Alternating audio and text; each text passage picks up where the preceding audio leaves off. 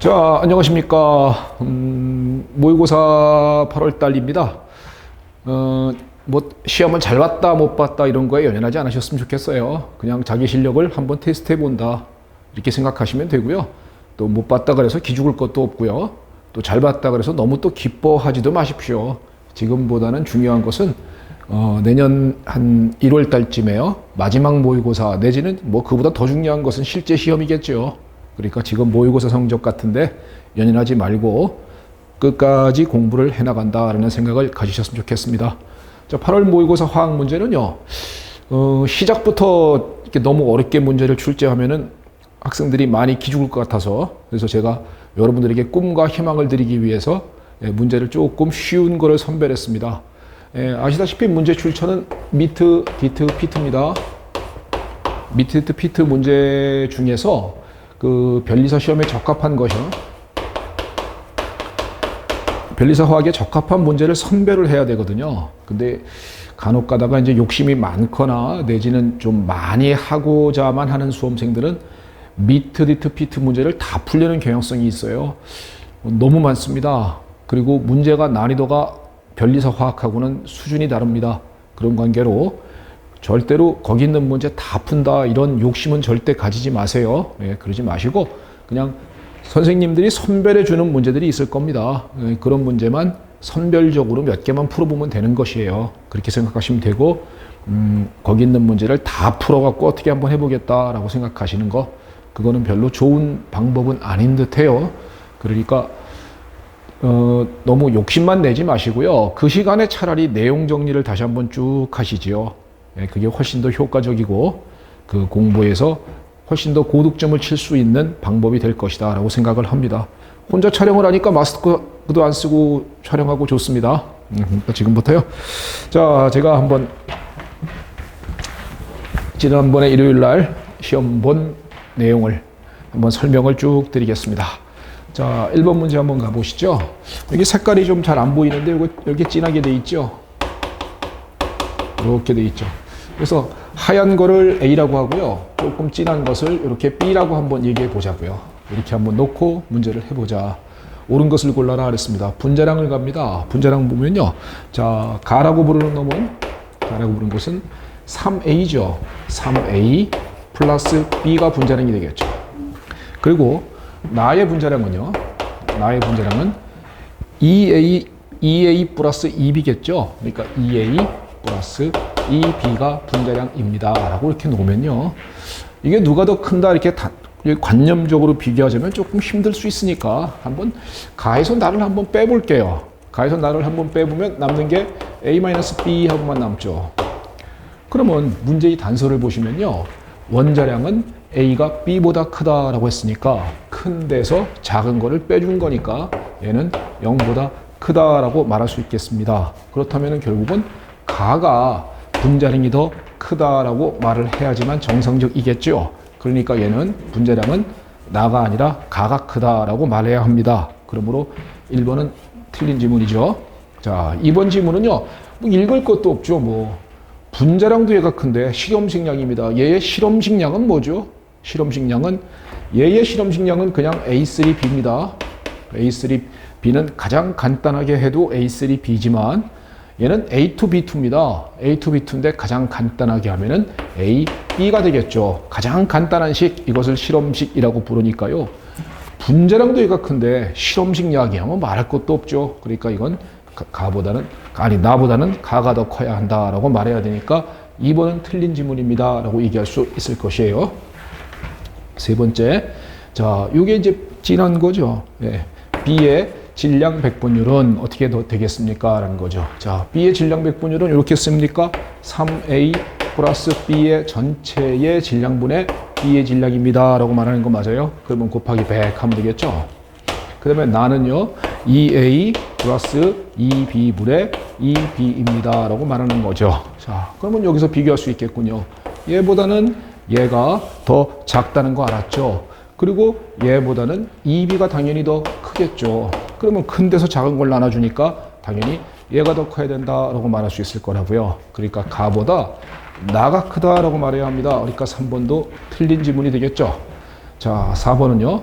자, 여기서는 B죠, B. B의 수는 가에서 가의 2몰이, 가에서 2몰이면 결국은 B는 2몰 있는 거죠. 얘는 2몰 있습니다. 이렇게 말하는 거고, 여기서는 나에서 1몰이는 B가 또 2몰 있죠. 여기서도 2몰 있고, 여기서도 2몰 있습니다. 그러니까 같다라고 말해야 합니다. 그러니까 4번도 틀린 질문이고요. 결국은 5번이 올바르게 돼 있죠. 예, 이 앞에 나가 빠졌네요.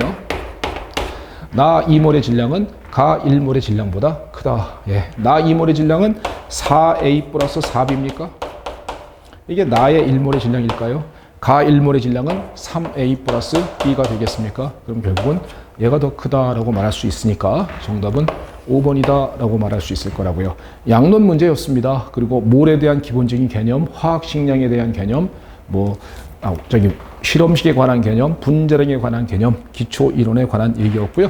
난이도가 높다라고 볼 수는 없을 것입니다. 자, 이 정도면 됐고요. 지금 여기는 모의고사 해설이기 때문에 어떤 이 문제에 해당되는 배경 지식을 설명해 드리진 않습니다. 배경 지식은 설명을 생략하고 단지 그냥 이 문제를 해설해 드리는 역할을 하는 거예요. 그러니까 그렇게만 생각하시면 될 것 같습니다. 자, 문제 12번 문제였습니다. 자, 여기 보시면요. 바닥 상태의 수소 원자에 빛을 쪼였을 때, 그랬으니까 n=1인 궤도죠. n=1인 궤도에 빛을 쪼였을 때 흡수할 수 있는 빛의 파장과 전자를 방출시킬 수 있는 빛의 파장을 바르게 나타내라 그랬습니다. 자, n=1에서 흡수할 수 있다 그러면 여기 102.6 나노메타는요. 3에서 1루의 전자전이죠. 그러면 102.6 나노메타를 때려주면은 1에서 3으로다가 전자전이가 일어날 겁니다. 라고 말할 수 있을 것이고요. 121.6이란 것은 1에서 2로다가 전자전이를 일으킬 수 있는 겁니다. 그리고 여기에 보면은 1에서 무한대로 전자전이를 일으킬 때 91.2라고 되어 있거든요. 그러면 거기에 있는 것 중에서요. 자, 전자를 방출시킬 수 있는 걸 먼저 찾아보시죠. 거기에 쭉 보시면 전자 방출은 91.2를 아무리 찾아도 없습니다. 91.2가 n=1인 궤도에서 무한대인 궤도로 내보내주는 거거든요. 근데 91.2를 못 찾았으니까 이거 문제가 잘못되었다라고 생각하시면 안 되겠죠. 거기 보면요. 이런 건 안 됩니다. 그죠? 이런 건 안 되고 87.5 이런 숫자가 있습니다. 이게 무슨 의미죠? 87.5는요. 91.2보다 짧은 파장이죠. 말하자면 전자를 당연히 91.2보다 짧은 파장이니까 더 센 에너지를 때려준 거니까 전자를 방출시킬 수 있는 빛의 파장이 될 거라고요. 그러니까 87.5라고 부르는 숫자 자체의 의미성이 있는 것이 아니라 91.2보다 짧습니다의 개념이라고요. 91.2보다 짧은 것은 다 전자를 내보내줄 수 있을 테니까요. 그러니까 정답은 이런 것들은 전자를 방출시킬 수 없는 거고요. 정답은 1번 아니면 3번에 해당될 것이다 라고 말할 수 있을 거예요. 그런데 1번하고 3번 중에서 여기에 보면 3번에는 656.5 나노메타 이게 안 되죠. 앞에 그림을 다시 한번 보시면 656.5 나노메타는 2에서 3으로의 전자전이지 1에서 n=1인 궤도에서 전자를 흡수할 수 있다라고 말할 수 있는 것은 아니니까요. 자, 문제를 최종적으로 정리해 보면요. 전자 방출시킬 수 있는 것은 91.2 나노메타보다 짧은 파장이면 다 내보내줄 수 있습니다. 그러면 일단은 1번 아니면 3번이 정답에 해당될 것이고요. 흡수할 수 있는 파장은요. 당연히 87.5는 당연히 흡수할 수 있죠. n=1인 궤도에서 무한대의 궤도로 나갈 수 있는 겁니다. 그리고 나가는 전자의 운동 에너지가 클 겁니다. 다른 말로 하면 전자의 속도가 빨라질 거라고요. 그리고 102.6 나노메타는 거기 보시면은 n=1인 궤도에서 3인 궤도로 전자 전이를 시킬 수 있을 때 흡수할 수 있는 빛의 파장이 되니까요. 그러니까 여기서는 656.5 나노메타가 안 됩니다. 그러니까 정답은 1번이다 라고 말해줄 수 있는 문제였습니다. 그러니까 보호의 스펙트럼, 선 스펙트럼 계열과 가장 보호의 기본적인 이론인데 숫자가 아마 87.5라는 숫자가 이게 뭔가라는 생각을 아마도 하셨을 거예요. 그러니까 아무 의미가 없는 숫자고요. 91.2보다 짧은 파장이다. 이것만 생각하시면 될 뿐인 겁니다. 자, 문제 12번이었어요. 문제 13번은 가볼게요. 공결 아파트입니다. 공결 아파트는 절대 틀리면 안 돼요. PCL3 같은 놈이요. 자, 만약에 이게 여러분들이 분자 구조가 이렇게 기본적인 정사면체 구조에서 가운데 P가 있고 CL, CL, CL이 붙어 있고 전자쌍 하나는 꼭지점을 차지하고 있는 기본적인 정사면체 구조이며 그 다음에 이 전자쌍을 빼고 나면 삼각 피라미드다라고 말하는 삼각 피라미드이다라고 말하는 이런 분자 모양이 떠오르거나 암기하고 있으면 바로 풀 수 있는 거고요. 만약에 못 외우고 있는 화합물이라면 이렇게 가셔야 합니다. PCL3니까요. 총 원자과 전자 세우는 거죠. 5개 더하기 7개 곱하기 3개니까 26개의 총 원자과 전자가 있습니다. 라고 하고요. 두 번째, 단일 결합으로 가는 겁니다. 그러니까 CL, CL, CL 이것은 겹쳐 놓는 거죠. 그러면 26개에서 2개, 2개, 2개 했으니까 6개를 빼고 20개가 남는구나 라고 말해줄 수 있겠습니까? 그 다음에는 이 20개를 전기 음성도가 큰 원자에 우선 배치합니다. CL이겠죠. 하나, 둘, 셋, 넷, 다여, 7, 8, 9, 10, 11, 12, 13, 14, 18개 빼고 나니까 2개 남고 전자쌍 하나가 P오비탈에 있구나. 그러니까 요 P오비탈이 아니라 중심 원자 P에 있구나. 그러니까 요 P는 스테릭 넘버 4가 될 것이고 혼성 오비탈은 sp3가 될 것이고 기본 모양은 정사면체가 될 것이고 전자쌍을 뺀 모양은 삼각 피라미드이다 라고 이걸 이렇게 빨리 할 수 있도록 공결 아파트는 문제가 어렵지 않습니다. 그러므로 공결 아파트에서 외운 대로다가 문제를 푸는 것이 제일 중요하고요.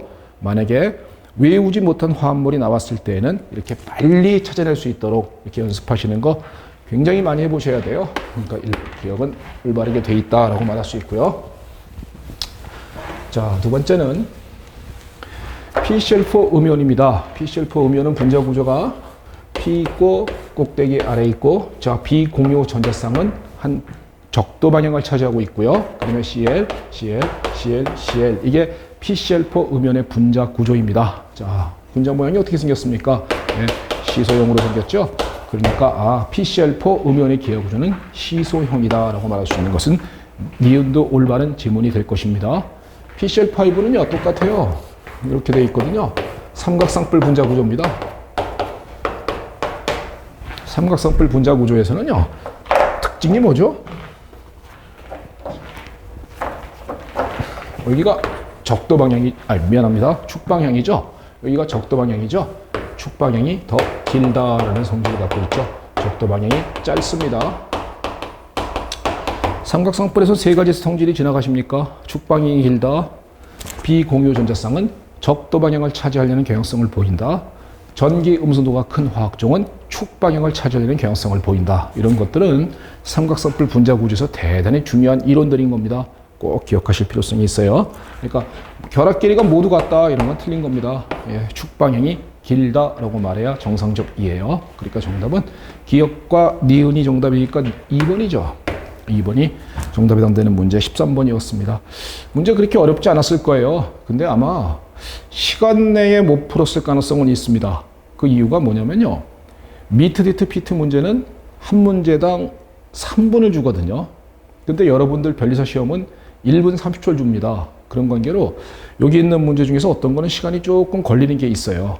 그러니까 시간 내에 뭐 1분 30초 내에 못 풀었다 그래서 좌절할 필요도 없고요. 그 다음에 이 정도 내용을 쉽게 이렇게 나는 내용상 알고 있다 하면은 화학 공부를 상당히 잘하고 있는 수험생이시니까 자신감을 갖고 끝까지 임하시면 괜찮을 것 같습니다. 자, 문제 13번이었어요. 14번 가볼게요. 시간이 좀 걸리죠? 14번 문제는.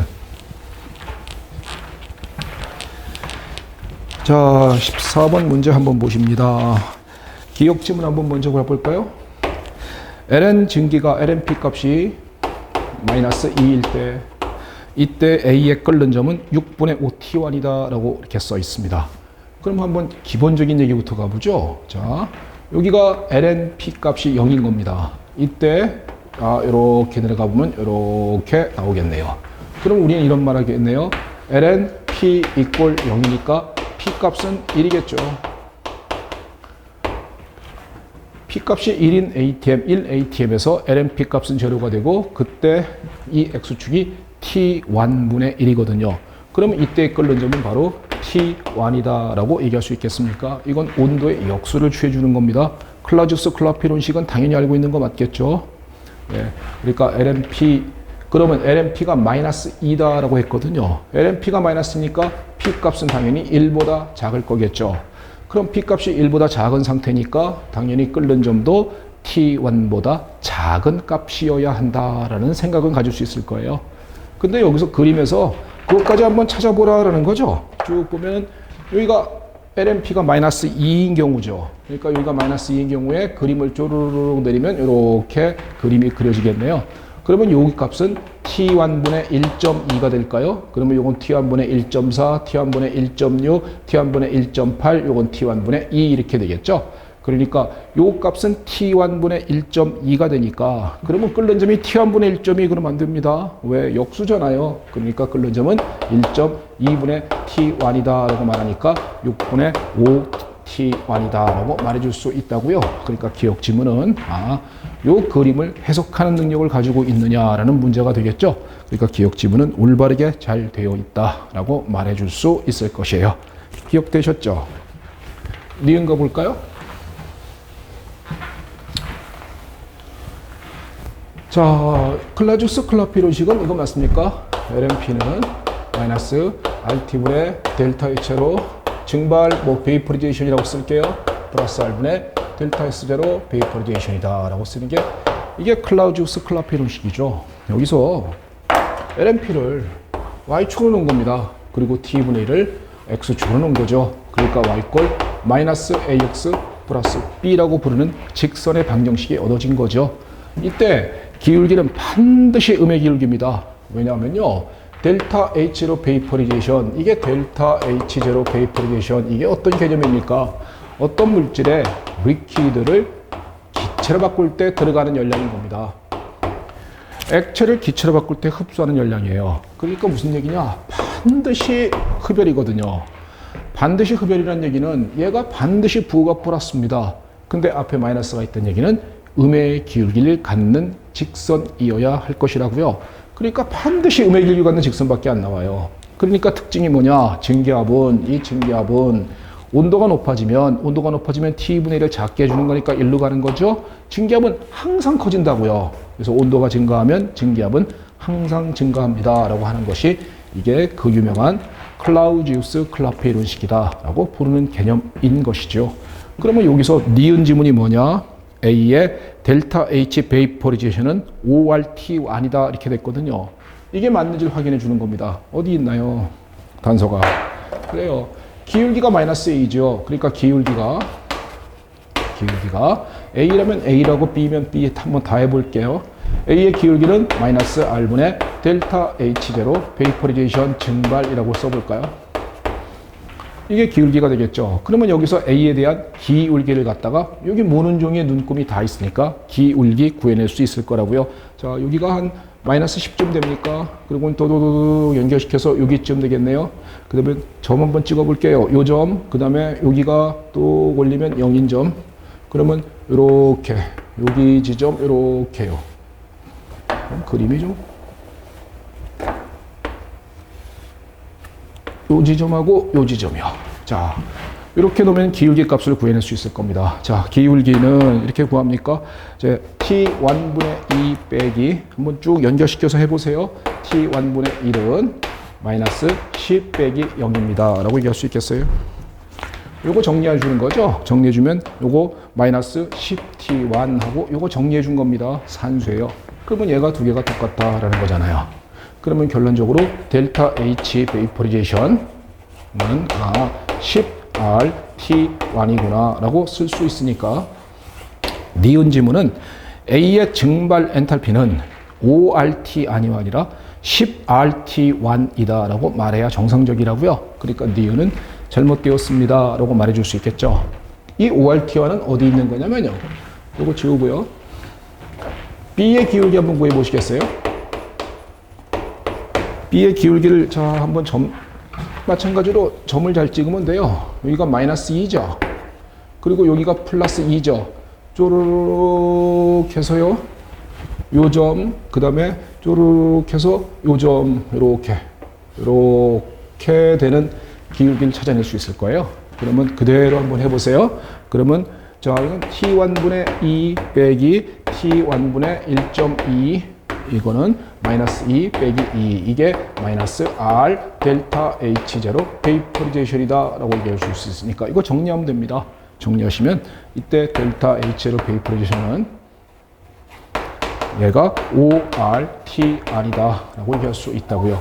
그러니까 A의 기울기는 10RT1 그리고 B의 기울기는 A의 증발 엔탈피는 10RT1 그 다음에 B에서는 ORT1이다 라고 말해야 됩니다. 그러니까 니은 지문은 잘못되었구나 라고 말해줄 수 있겠죠.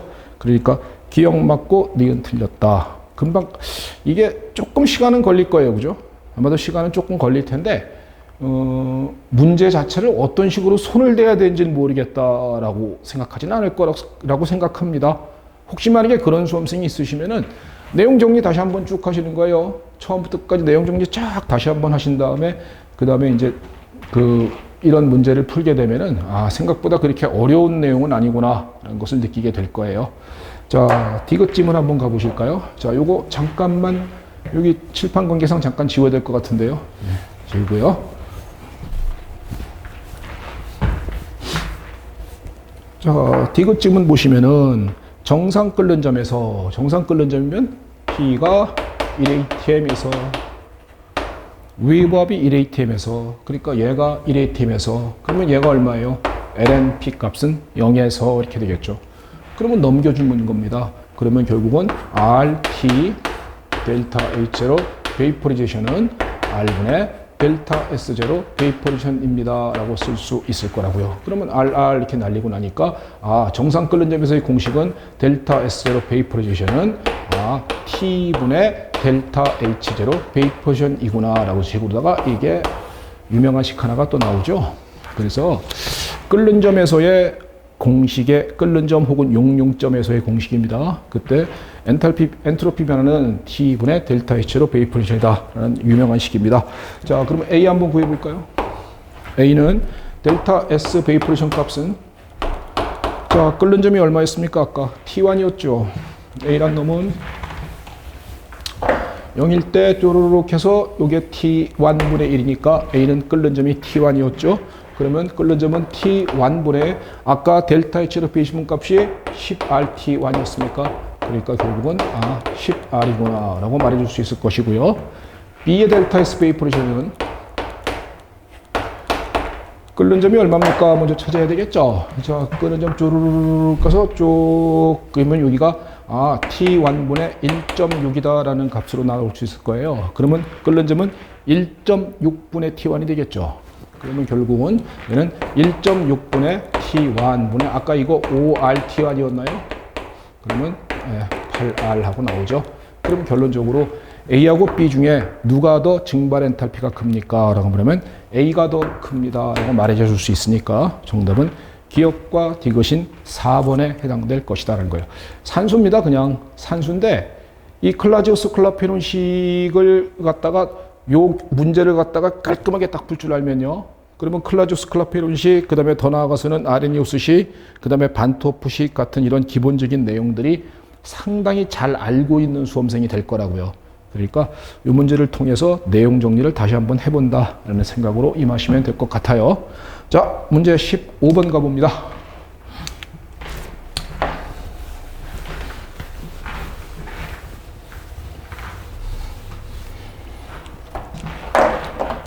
아무도 없이 혼자 찍으니까 엄청 뻘쭘합니다.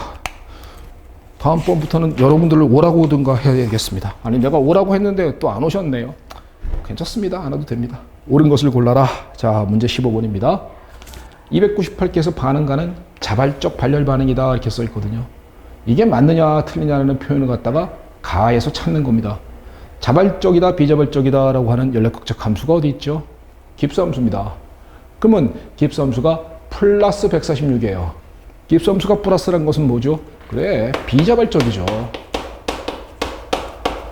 깁스함수는 플러스 마이너스일 땐 자발적 반응, 깁스함수가 플러스일 때는 깁스함수의 변화입니다. 델타 G값이요. 델타 G 값이 플러스일 때는 비자발적 반응, 델타 G가 마이너스일 땐 자발적 반응 이렇게 부르는 거 맞죠? 그러니까 자발적이 아니라 비자발적인 반응일 것이고요. 그 다음에 델타 H 값을 딱 보니까 플러스 169라고 써 있습니다. 그러면 델타 H가 0보다 크다. 이거는 우리는 흡열 반응이라고 부르는 거 맞죠? 그러니까 우리가 연력학적 함수가 의미하는 게 글씨가 어떤 개념이냐라는 걸 깨우쳐야 돼요.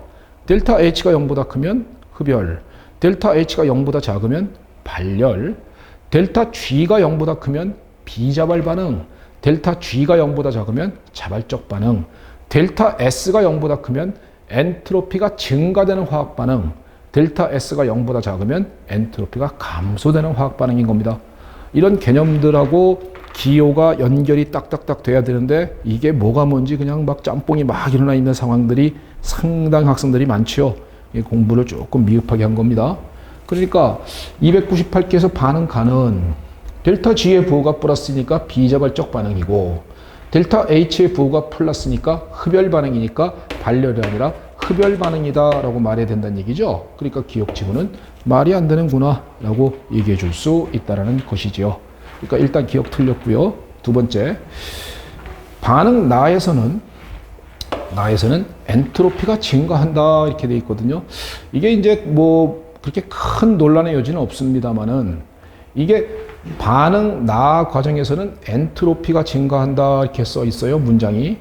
그러면 이 반응 나의 과정에서의 이 엔트로피 변화라는 것은 개의 엔트로피 변화일까요? 주위 엔트로피 변화일까요? 혹은 전체 엔트로피 변화일까요? 라는 것도 한 번쯤만 생각해 보시자고요. 자, 먼저 개의 엔트로피 변화가 되냐? 주위 엔트로피 변화가 되냐? 혹은 개와 주위를 더한 전체 엔트로피 변화가 되는가? 이걸 한번 생각해 보기 위해서는요. 자, 반응 나를 한번 보시죠. 반응 나를 보면은 델타 G0 값이 나와 있고 델타 H0 값이 나와 있습니다. 그럼 연력학적 관계식 알고 있는 거 있죠?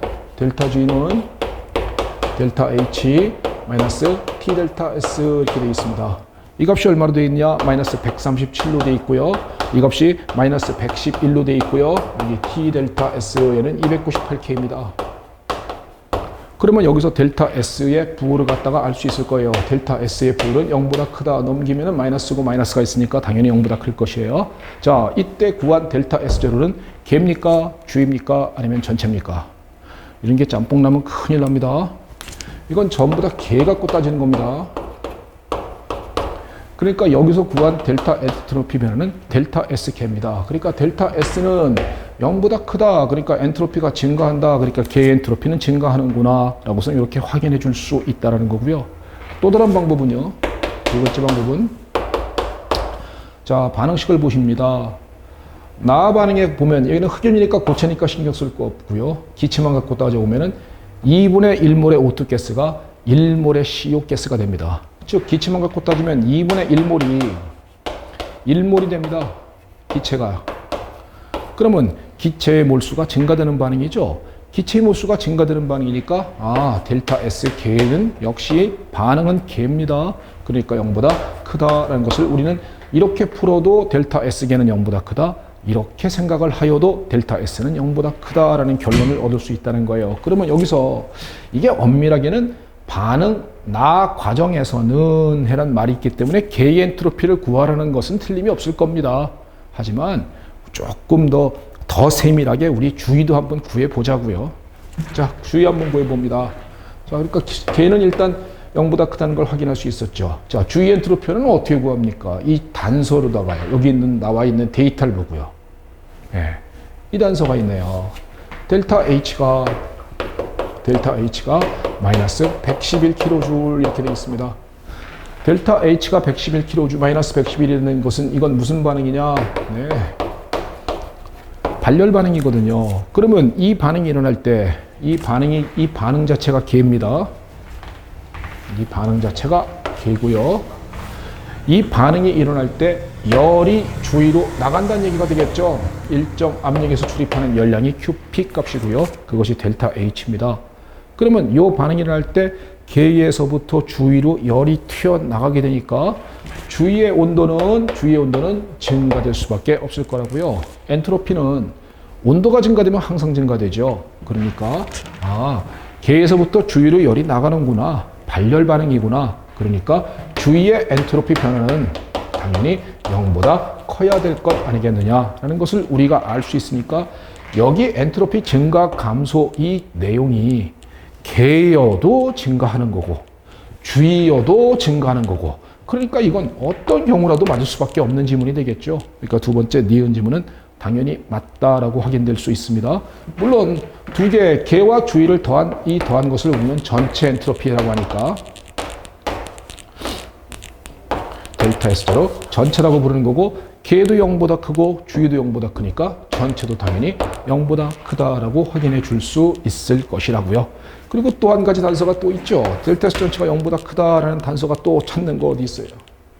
이거잖아. 델타 G0는 이게 마이너스 137kJ 이렇게 돼 있지 않습니까?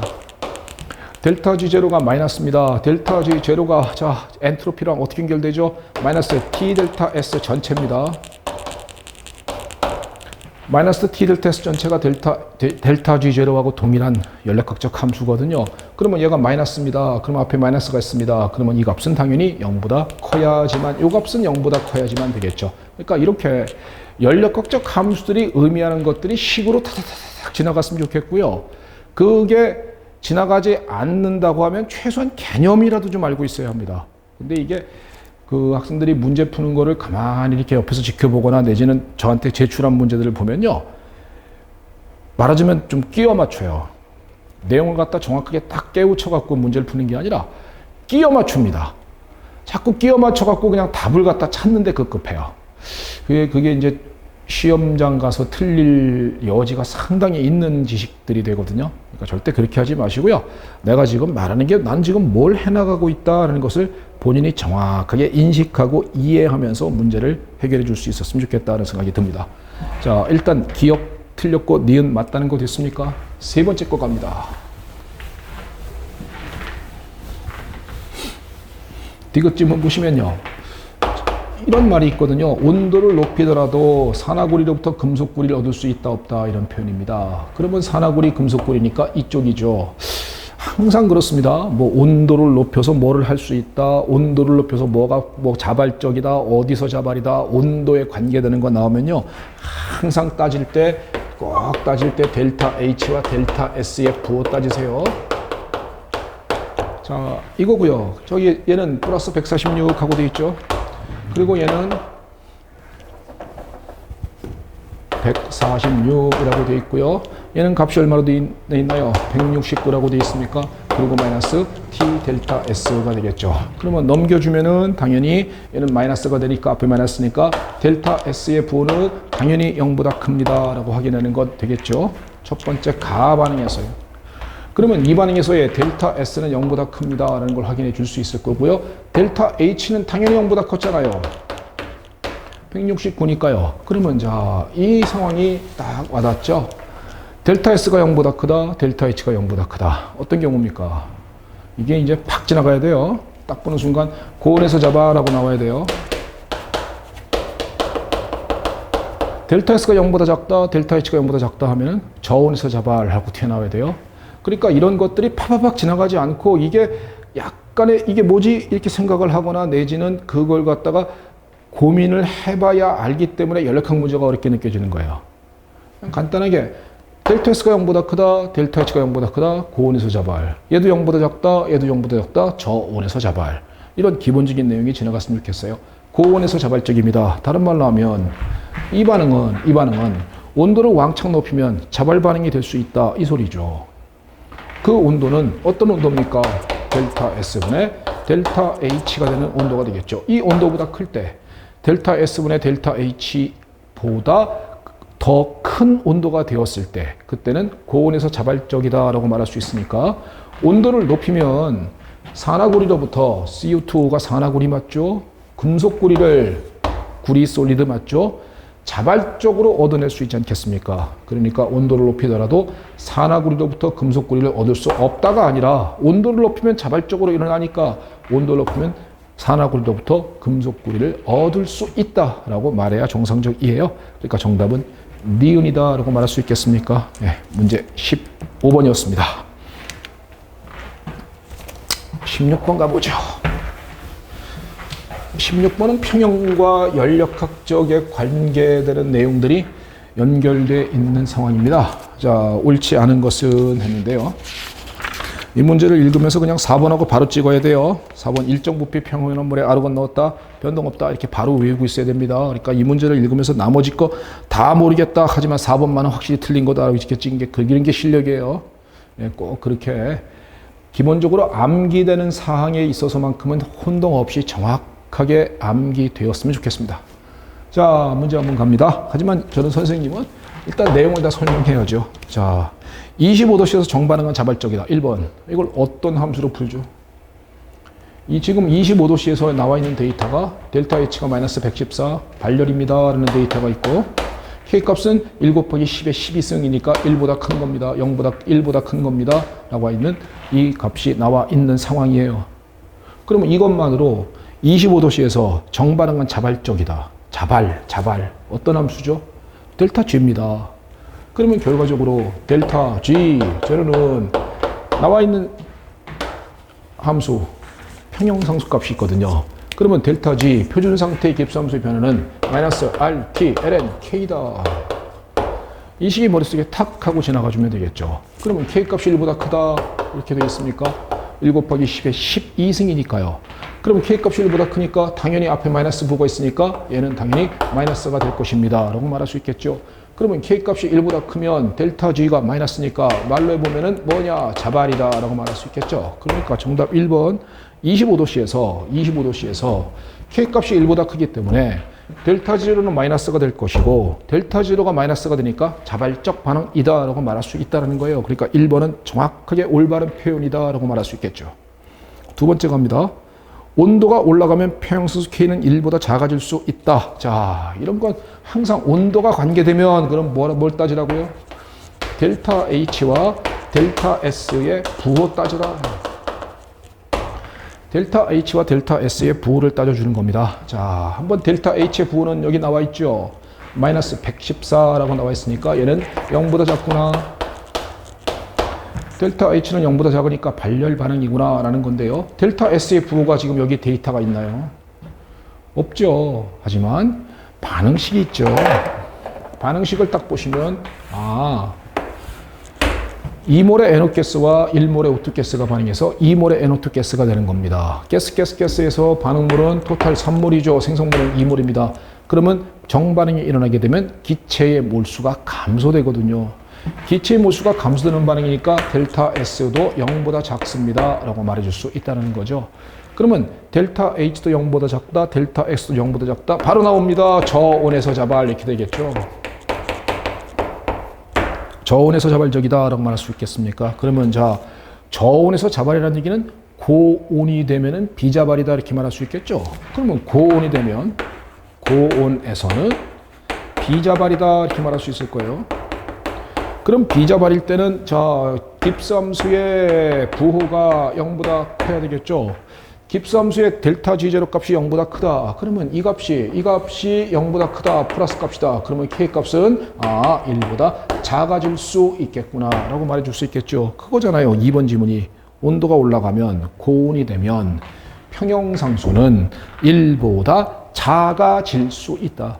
왜? 저온에서 자발이니까 고온에서는 비자발이고 비자발이라는 것은 깁스함수의 변화가 0보다 커야 되고 얘가 0보다 크니까 K값은 1보다 작아질 수밖에 없다가 짓는 거지요. 그러니까 정답은 2번은 당연히 맞는 표현이다 라고 말해야 되겠죠. 그러니까 정답은 1번 맞고 2번 맞고 됐습니까? 3번 갑니다. 3번 지문은 NO와 O2가 반응해서 NO2가 될 때 반응해서 평형 상태로 갈 때 NO2가 돼서 서로 평형이 될 때 우주의 엔트로피는 증가한다. 뭐 우주라는 거창한 표현이 있네요. 그래서 우주의 엔트로피 이게 무슨 표현인가요? 우주의 엔트로피 변화 뭐 이렇게 써 있습니다. 우주의 엔트로피 변화니까 델타 S 아마도 전체일 거예요. 그죠? K의 엔트로피와 G의 엔트로피들은 전체 엔트로피가 우주의 엔트로피겠죠. 뭐. 그러면 우주의 엔트로피를 갖다가 이 우주의 엔트로피 변화가 델타 S 전체가 0보다 큰지 작은지를 확인할 수 있는 연력학적 함수가 필요할 겁니다. 어디 있나요? 1번 지문에서 이거 했었죠. 델타 G제는 마이너스 RT ln K에서 얘가 K 값이 1보다 컸었습니다. 그러니까 얘는 당연히 부호가 마이너스일 수밖에 없다 그랬죠. 그러면 연력극적 관계식이에요. 델타 G 제로는 마이너스 T 델타 S 전체 맞습니까? 어떤 친구 이런 공식들이 안 떠오르고 막 그러면 연력학에서 굉장히 애먹습니다. 그러니까 연력학에서의 기본적인 공식은 절대로 혼동 없이 바로바로 튀어나오도록 연습하는 것 반드시 하셔야 합니다. 그러면 보세요. 얘가 마이너스입니다. 그러면 얘가 당연히 뭐일 수밖에 없어요. 앞에 마이너스가 있으니까 당연히 플러스일 수밖에 없거든요. 그러면 우주의 엔트로피라고 말하는 게 전체 엔트로피가 맞죠? 그러면 전체 엔트로피는 0보다 크다. 그러니까 우주의 엔트로피는 증가한다라는 표현을 쓸 수 있다는 겁니다. 그러니까 1번, 2번, 3번이 당연히 다 맞는 표현이다라고 말해줄 수 있겠죠. 4번은 설명을 안 드리겠습니다. 일정 부피다. 아르곤 넣었다. 비하승계체 넣었다. 반응하지 않는다. 부피가 변동 없다. 그 얘기는 각각의 부분합이 변동 없다. Q 각각 K 값이 똑같다. 평형 이동 없다. 바로 이렇게 튀어나와야 됩니다. 바로 이렇게 튀어나오도록 꼭 연습 무지하게 많이 해주시기 바라겠습니다. 자, 문제 5번 한번 풀어볼까요? 5번 지문은요. 2기압의 NO와 1기압의 O2가 반응해서 평형에 도달되었을 때 NO의 부분 압력은 2 곱하기 10-4승 기압이다. 평형상수를 이용해서 계산하는 문제군요. 자, 이니셜 값이 얘는 2기압 그랬고요. 그 다음에 이니셜 값이 얘는 1기압 있겠습니다. 초기에는 당연히 제로가 되겠죠. 이때 평형상수 K 값이 얼마나 되느냐? 10의 12승 하고 되어 있습니다. 1 곱하기 10의 12승이라고 되어 있는 평형상수 값이 대단히 크다. 평형상수 값이 대단히 클 때 IC2법 단순하게 풀면 틀립니다. 대단히 클 때는 어떻게 푼다 그랬죠? 정반응으로 완결지어라. 그리고 역으로 찔끔 보낸다. 그러니까 정반응으로 완결지으면 얘는 마이너스 이만큼 없어지면 얘는 1만큼 없어질 것이고 얘는 이만큼 생겨줄 겁니다. 그럼 완결 지은 다음에 얘는 다 떨어질 것이고요. 얘는 EATM이 생성돼 있을 거예요. 평형은 정반응과 역반응이 반드시 속도가 똑같아지면 평형이거든요. 그러니까 역으로 안 가면 안 됩니다. 그러면 역으로다가 자 EX만큼이 없어진다면 얘는 X만큼 생기고 얘는 AX만큼 생길 겁니다. 이게 역으로 X만큼 보내주는 거죠. 그러니까 평형상수값이 대단히 클 때 푸는 방법입니다. 정반응으로 완결 짓고 역으로 X만큼 보내준다. 그러면 평형되었을 때는 얘는 EX가 될 것이고 얘는 X, 얘는 E-EX가 될 겁니다. 이걸 평형상수에 대입하면 되죠. 평형상수 대입하면 얘는 EX의 제곱이고 얘는 X고 얘는 E-EX의 제곱입니다. 라고 쓸 수 있을 거예요. 이럴 때 EX 값은 이거는 역으로 조금 보내주는 거기 때문에 X 값은 대단히 작을 수밖에 없거든요. 그 얘기는 무시한다 이렇게 되는 거죠. 그럼 무시하면 이렇게 날아갑니다. 그러면 x의 세제곱분의 1 이게 10의 12승이다. 그러니까 x 값은 10의 마이너스 4승이다 라고선 손으로 풀 만큼 되거든요. 그럼 평형에서의 NO의 부분합은 얼마입니까? 하면은 2x니까 2 곱하기 10의 마이너스 4승이고요. 평형에서의 O2의 부분합은 얼마입니까? 하면은 x니까 10의 마이너스 4승이고요. 평형에서의 NO2의 부분 압력은 얼마입니까? 하면은 무시했으니까 EATM입니다. 라고 말해줄 수 있을 거예요. 그게 정답 5번입니다. 그래서 NO의 부분 압력은 2 곱하기 10의 마이너스 4승 기압이다. 라고 하는 요 표현이 요게 올바른 표현인 겁니다. 정답은 4번이에요. 이런 문제에서요. 문제 쭉 읽다가 4번에서 바로 걸렸구나 하면서 바로 팍 이렇게 찍어야 돼요. 그래야지만 다른 데서 시간을 갖다 세이브합니다. 그러니까 이런 거 갖다 놓고선 하나하나 지금 연습할 때니까 다 하나하나 일일이 다 해보는 거고요. 하지만 실제 시험장에서는요. 4번 같은 지문이 나왔을 때는 그냥 생각하지도 말고 바로 딱 찍어내는 그 정도의 실력을 꼭 배양해 주셨으면 좋겠다라는 생각이 듭니다. 자, 17번 문제로 가보겠습니다.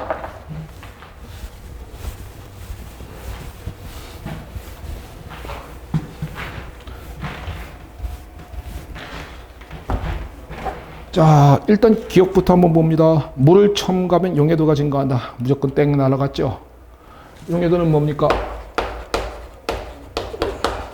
세기성질이에요.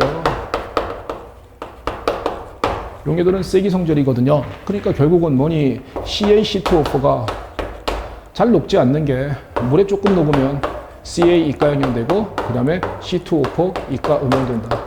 이때 얘가 S만큼 녹으면 S만큼 생기고 S만큼 생긴다. 그러면 이때 평형상수 값은 용해도급 상수고요. 이때는 CA 이가양연의 농도 곱하기 C2O4 이가 음연의 농도가 되니까 얘가 S, 얘가 S니까 결국은 S의 제곱이 되겠죠. 이때 S 값은 루트 KSP가 될 거예요.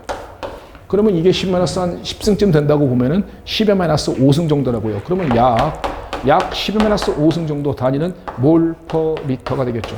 이게 뭐예요? 물 속에서의 CaC2O4의 용해도라고 부르는 것이죠. 그러면 1리터의 물 속에 10-5승 몰만큼 약 이 정도가 녹는다는 겁니다. 그러면 2리터에서는 그거의 2배겠죠. 하지만 용해도는 1리터를 기준으로 한 값이거든요. 그렇기 때문에 10-5승이 그대로 유지되는 겁니다. 그러니까 용해도는 세기성질이다. 물의 양에 의존되지 않습니다. 이걸 용해도와 용해되는 양하고 헷갈리면 안 돼요. 용해도는 세기성질입니다. 1리터를 기준으로 한 값인 거예요. 그렇기 때문에 용해도는 증가한다 이 말은 틀린 거고요. 어떻게 쓰면 맞냐 하면요. 물을 첨가하면 용해되는 양은 증가한다 이 말은 맞습니다. 하지만 용해도는 증가한다 그러면 틀려요. 용해도는 1리터를 기준으로 한 값이기 때문에 세기성질로서 변동이 없는 것입니다. 그러니까 1번은 틀렸고요. 두 번째, 묽은 염산을 첨가하면요. 자, 염산 들어오면은 당연히 여기서 반응할 수 있는 화학종이 얘가 있죠.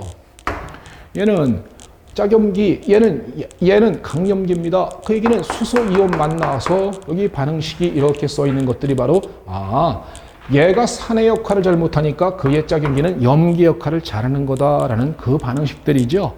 결과적으로 요놈이 수소이온 만나면 HC2O4 음이온이 되고 얘가 또 수소이온 만나면 H2C2O4로다가 염산이 들어가게 되면요. 수소이온 만나서 얘가 점점 이렇게 빠져나가거든요. 이렇게도 바뀌고 얘는 또 이렇게 바뀌고 이렇게 바뀌고 이렇게 바뀌고 그러면 얘가 점점 사라지게 되죠. 얘가 점점 사라지니까 당연히 반응은 정반응으로 더 진행할 것이고요. 용해도는 증가한다라고 표현을 써야 정상적입니다. 그러니까 두 번째 거는 용해도가 감소한다가 아니라 증가한다라고 말해야 되죠. 그러니까 두 번째 거 틀렸고요. 세 번째 거 NaNO3를 첨가하면 용해도가 감소한다 그랬습니다. NaNO3랑 반응할 수 있는 놈이 누가 있는지 한번 확인해 보실까요? NaNO3는 Na 양이온과 NO3 음이온이거든요. 그러면 Na 양이온과 여기서 반응할 수 있는 놈이 누군가요? 아무것도 없어요.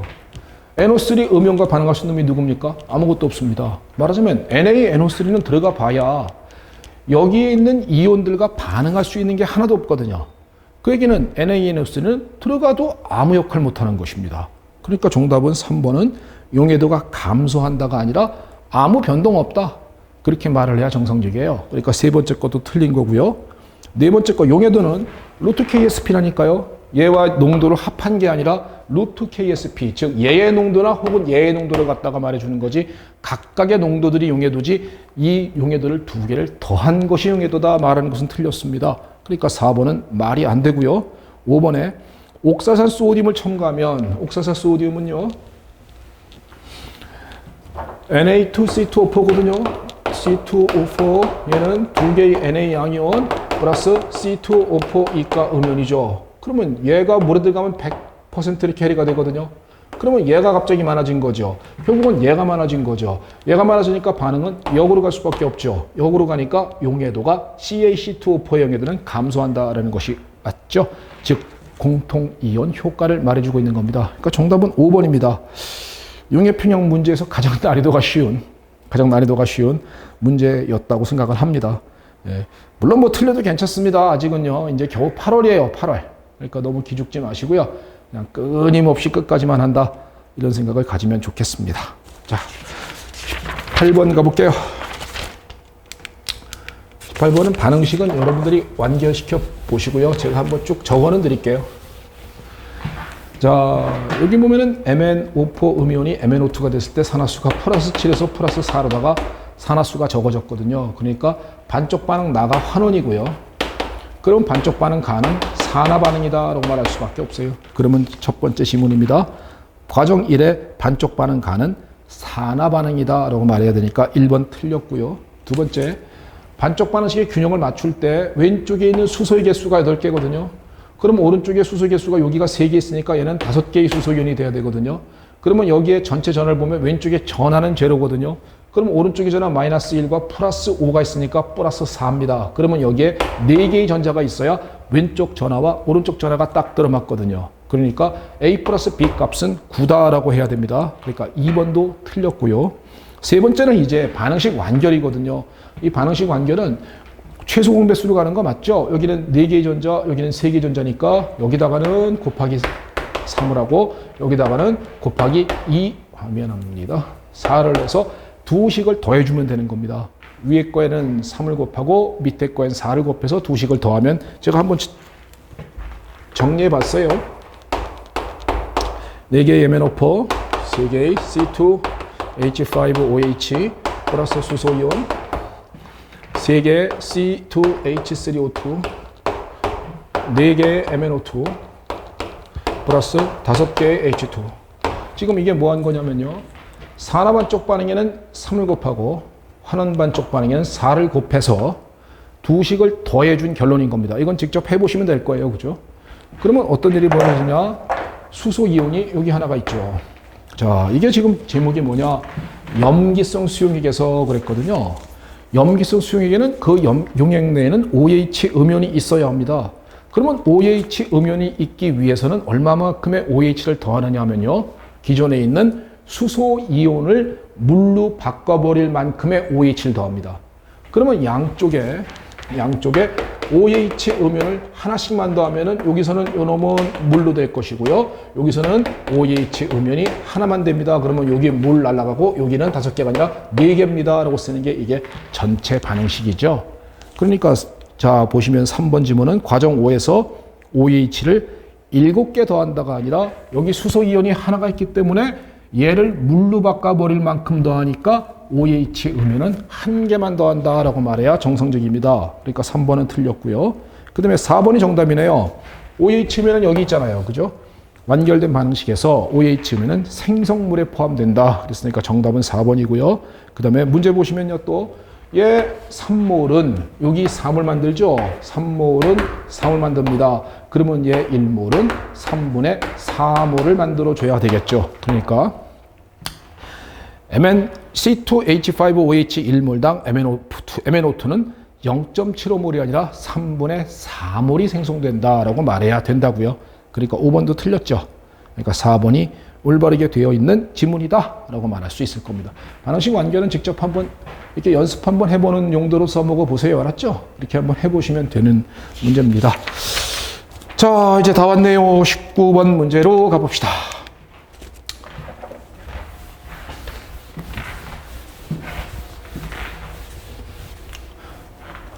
감각으로 푸는 겁니다. 뭐 다 외우지 못해도 괜찮고요. 내용은 별것도 없습니다. 자, 차기온의 형성상수가 2 곱하기 10의 8승. 얘는 4.19 에틸렌 다이아민이니까 구조가 이렇게 생겨먹은 화학종일 때는 2 곱하기 4.1 곱하기 10의 17승. 이렇게 값이 커지고 있어요. 그런데 자, 이건 다이에틸렌 트리아민이라고 써 있는 거네요. 그러면 얘는 에틸렌 다이아민보다 훨씬 더 구조가 복잡한 상황으로 바뀌었습니다. 그 얘기는 결국 뭐냐? 가값은 이렇게 커지고 있는 것 아니냐라는 게 감각이죠. 뭐 감각. 그러니까 문제 보시면요. 가는 4.1 곱하기 10의 17승보다 크다. 그래 그냥 감각적으로 맞다. 그렇게 풀어도 되고요. 이건 엄밀하게 그런 개념은 아니고요. 야 보세요. 반응물 7몰입니까? 니켈 이가용연 1몰, 암모니아 6몰, 합쳐서 7몰, 1몰이죠. 그러면 7몰이 1몰 되는 거죠. 엔트로피가 감소되고 있죠. 자, 여기서는 에틸렌 다이아민이 3몰이 들어갔으니까 여기에 1몰, 얘는 3몰이니까 4몰이 1몰 됐죠. 그럼 여기 보시면 여기는 2개 트리엔이 있거든요. 그러면 얘는 3몰이거든요. 3몰이 1몰 되거든요.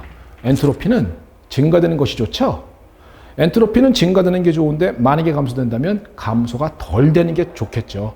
그러니까 엔트로피 상으로도 차기온의 형성상수 값이 증가된다라는 얘기를 할 수 있을 거예요. 엔트로피가 바로 차기온의 형성 상수를 결정짓는 요인에 해당될 겁니다. 이거 갖다 우리는 뭐 킬레이트 효과 이렇게 부르고 그래요. 자, 뭐 그러면 일단 기억 지문은 가는 4.1 곱하기 10의 10조수보다 크다라는 것은 감각으로 이렇게 맞춰도 되고요. 그 다음에 엔트로피상 얘가 제일 괜찮다. 그러니까 당연히 엔트로피상 제일 괜찮으니까 잘 형성되겠지, 잘 만들어지겠지. 그러니까 차기온의 형성상수인 KF 값도 크겠지 뭐 이렇게 얼마든지 찍어낼 수 있을 거예요. 자, 니은 지문은요. 광학이성질체 이렇게 존재하는 거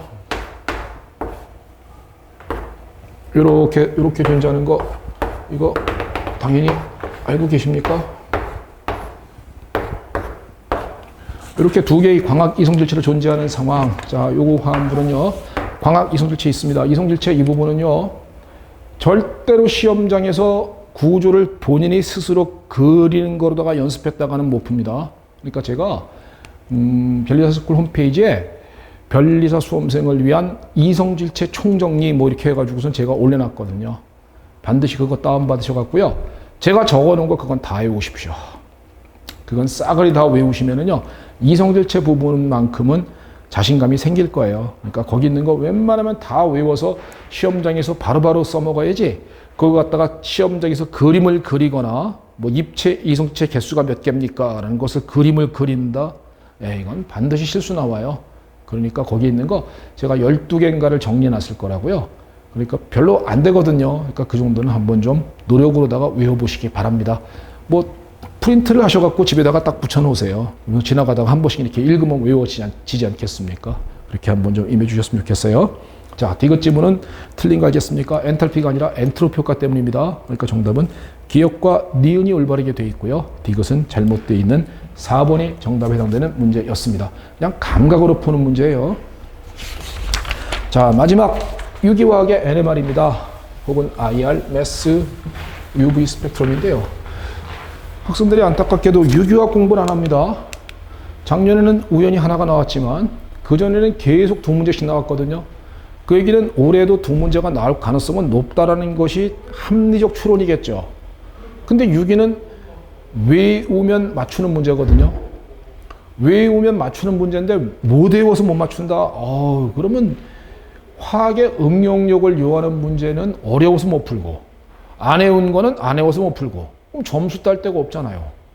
그러니까 암기만 잘하면 얼마든지 맞출 수 있는 문제니까 유기화학 고분자 분광학 파트는 절대 포기하지 마십시오. 자, 문제 한번 보시면요. C3H6O2 이렇게 되어 있습니다. 그러면 딱 보는 순간에 불포도 이꼴 1이구나. 불포도 이꼴 1이니까 이 화합물은 이중결합 하나 아니면 고리 하나가 있구나 라는 것을 확인해 줄 수 있으셔야 돼요. 그럼 1번부터 가봅니다. 카본 1기가 있으니까 이중결합 하나, 이중결합 하나, 고리 하나, 이중결합 하나, 이중결합 하나가 있으니까 불포도 1은 이건 괜히 했네요. 아무튼 간에 다 불포도 1인 화합물인 겁니다. 일단 여기서 이렇게 제끼는 것을 이렇게 딱딱 제껴나갈 수가 있고요. 두 번째, IR 데이터를 보십니다. 1725, 얘가 모든 걸 다 얘기하죠. 1710 금방, 에스터 1735, 알데히드 케톤 같은 놈은 약 1710 정도 되고요. 그 다음에는 링 스트레인 걸려있는 화합물은 1780 정도고요. 아마이드 1680 정도고요. 이 정도의 파수, 기본적인 파수 암기가 되어 있으면요. 1725 보는 순간에 카본 1기구나. 카본 1기구나 라는 걸 느낄 수가 있다고요. 그러면 카본 1기는 걸 딱 느끼니까 정답은 얘는 일단 날아갔죠. 카본 1이 없잖아요. 그러니까 카본 1이 있는 거 얘가 다 후보가 될 수 있다라고 얘기해 줄 수 있다는 겁니다. IR에서 일단 하나를 제낄 수가 있어요. 그 다음에는 여기 피크는 조금 애매합니다. 이게 엄밀하게는 sp3 탄소와 수소의 피크거든요. 요 피크가요. sp3 탄소와 수소의 피크인데 그 값이 조금은 애매해서 특징적으로다가 그거다라고 말하기엔 조금 좀 애매하긴 해요. 그러니까 카본 1을 잡는 것이 제일 좋습니다. 그 다음에 뭐 프로톤 NMR 스펙트럼 이게 모든 걸 다 얘기하는 거네요. 여기 보시면요. 델타 8.05 ppm에 싱글렛의 단일 결합의 한 개의 수소다. 이게 모든 걸 다 얘기해 주죠. 케미컬 시프트 값이 8.05에서 나타나는 거 누굽니까? 그죠. 알데히드의 수소구나라는 걸 딱 알면 그냥 거기 나와 있는 거 알데히드잖아요. 그러면 정답 2번밖에 없지 않습니까? 알데히드가 되는 놈은 정답 2번이다라고 얘기해 줄 수 있으니까 이거로다가 모든 걸 다 풀 수 있고요. 그 다음에 남는 거 한번 해볼까요? 1.30 ppm에 트리플렛이고요. 3중선이고 3개의 수소고요. 또 4.25 ppm의 쿼텟 4중선이고요. 그 다음에 2개의 수소입니다. 자, 이게 뭔가요? 트리플렛 쿼텟. 트리플렛 쿼텟이 이게 CH2CH3죠. 그러면 이건 3개의 수소가 그 옆에 2개가 있으니까 얘는 3중선 이렇게 나와야 되겠죠. 3개의 수소가 2개가 있기 때문에 N 플러스 1 해서 3중선. 이러면 2개의 수소가 그 옆에 3개가 있기 때문에 3개 더하기 하나니까 얘가 4중선 이렇게 되겠죠. 그러면 4중선, 3중선이다. 이 얘기가 CH2CH3다 라는 얘기입니다. 그러면 자, 거기에 있는 데이터에 그대로 부합되고 있는 화합물 2번 됐습니까? 얘가 누구죠? 얘죠. 자, 이 2개의 수소가 누구죠? 바로 얘죠. 4.25 ppm의 쿼텟 2개의 수소입니다. 라고 말할 수 있겠죠. 얘가 누구죠? 3개의 수소가 바로 얘입니다. 이렇게 되겠습니까? 3개의 수소가 트리플렛 3중선이죠. 그러니까 1.30 ppm. 케미컬 시프트 값은 알데히드의 특징적 피크가 딱 나오고 있고요. 전기 음성도가 큰 O 옆에 탄소의 수소이기 때문에 약 4점대의 값을 갖습니다. 3점 몇인데 카본이 있어서 전자를 더 땡겨요. 그래서 조금 더 다운필드로 떨어지는 4.25 ppm 합리적이고요. 그 다음에 요거는 전형적인 그냥 알칸의 1.5 ppm 근방에서 나오고 있는 피크인 겁니다. 정답 2번이에요. 암기만 하면 되거든요. 저기요. 응용되는 문제 진짜 어려운 거는 못 풉니다. 시험장에서. 그런데 그런 문제에서는 그걸 접근해 보겠다고 노력하는 친구들이 단순하게 외우기만 하면 되는 문제를 안 한다. 복잡해 보이니까 왠지 겁이 납니까? 내용을 알게 되면요. 세상에 이렇게 쉬운 게 없거든요. 물론 변리사가 그렇게 난이도가 어렵게 내질 않기 때문에 쉽다고 말할 수 있는 겁니다. 실제로 NMR 파트 굉장히 복잡하고 힘든 것들 많아요. 하지만 변리사 1차 화학에서 그렇게 복잡하고 어려운 거를 낼 수는 없을 거라고 보여지며 적어도 IR 파수 내지는 NMR의 케미컬 시프트 값들, 그 다음에 스핀 스플리팅 개념 정도, 이 정도의 개념만이라도 명확하게 깨우치면요, 여기 있는 내용들은 정말 쉽게 접근할 수 있습니다. 그러니까 저는 여러분들에게 꼭 말씀드리는데, 외워서 풀 수 있는 거는 틀리지 맙시다. 응용되는 문제 어려운 거는요, 못 풉니다. 선생님도 어떤 거는 막 10분씩 20분씩 걸리는 문제가 있습니다. 그런 문제를 시험장 들어가서 떨리는 기분으로다가 풀어낼 수 있다. 그걸 욕심을 내고 있다. 차라리 그 시간에 다른 과목을 푸는 게 안 맞을까요? 생물이라든가 뭐 지구과학이나 뭐 물리 이런 거요. 그러니까 그런 문제를 접근하려고 하지 마시고요. 여러분들에게 바라는 작전은 암기해서 이해해서 암기하면 바로 풀 수 있는 것들. 이런 데서 잘 정리하고 암기하여서 내 거로 만든 다음에 시험장 가서 이것 생각보다 빨리 푸네. 잘 외웠기 때문에 또 푸는 속도도 굉장히 좋거든요. 이 문제 같은 경우에 실제로 알데히드의 피크만 탁 느끼면 2번밖에 안 나와요. 그러니까 만약에 문제를 갖다 제대로 푼다면 그냥 뭐 걸리는 시간이 뭐 한 10초, 20초 만에 얼마든지 충분히 해결될 수 있는 내용이거든요.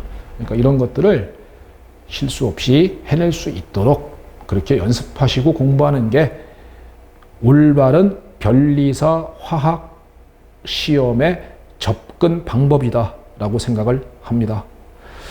모의고사 문제 1회라서 조금 쉬운 걸 좀 선별해 봤습니다. 앞으로 가면 갈수록 조금 더 어려워질 테니까 너무 어렵다고 또 기죽지 않으셨으면 좋겠습니다. 자, 이걸로 마치고요. 다음번에 또 2회 때 또 해설 강의를 해드리겠습니다. 수고했습니다.